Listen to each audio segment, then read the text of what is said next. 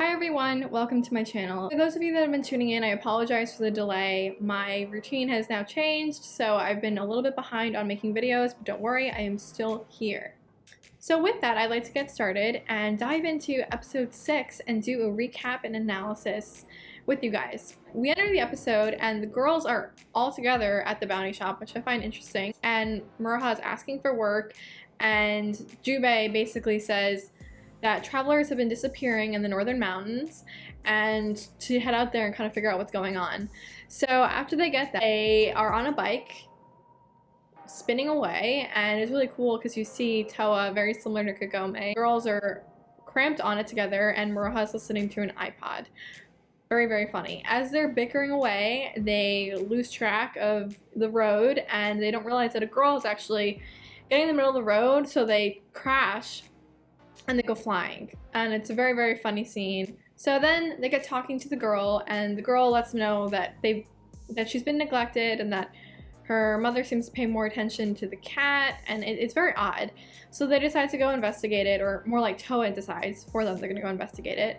And she pulls up there and they see all these cats and she's like, oh, this is so cute. And then Setsuna and Muroha are looking at her like, are you crazy?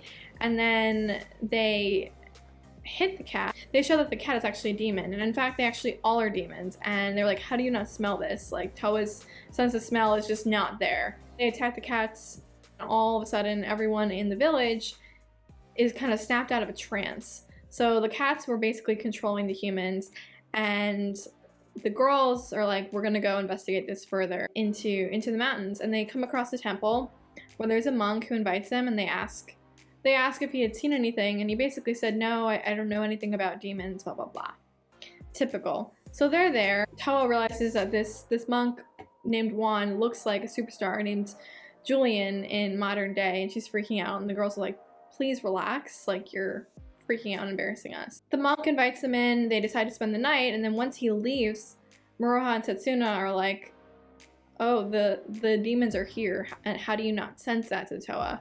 So it's another example of Toa's just not getting it, she's not picking up on it. Muroha and Toa pretend to sleep, and then the cats come out, and they start fighting them, and then they address it with the monk, and the monk basically says that there was a demon buried under the temple, and basically the girls decide to check it out. So Setsuna and Muroha go alone, and then Toa is inside with the monk watching over him and protecting him, and he puts up a barrier. Girls find underneath the temple the bones of a demon, but they've been buried up, and then all of a sudden, as they start to realize that this is odd, the demon starts to come together, the bones, and then you start to see it as a ghost in a cat ghost form.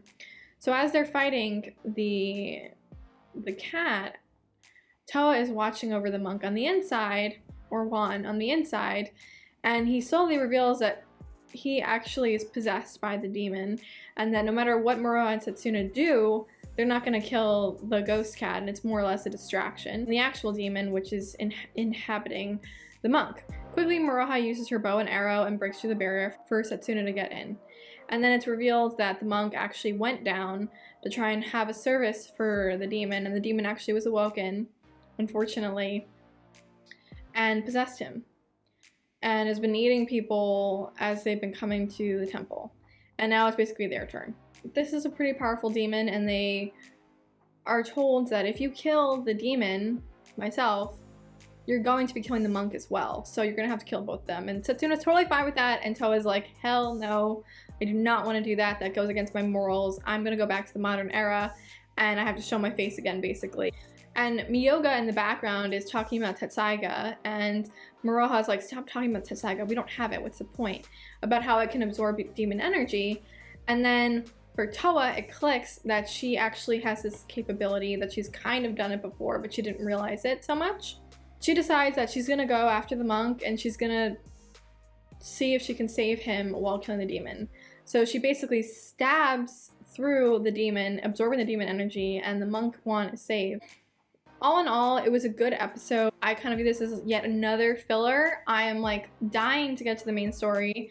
If we want to have this story for a long time, we're gonna have to deal with fillers that come with it. But basically the things that we learned were that Tao is very, very powerful, but she doesn't have good instincts. She can't smell demon energy. She also has really high moral values that can get in the way of her killing people, which can be looked at as being naive. But we also learn that she can absorb demonic energy. So that's going to be really, really important, I'm sure, as the show goes on. Overall, I wasn't like a huge fan of this episode, but I'd love to know your thoughts. Please like, subscribe, and leave a comment in the comment section.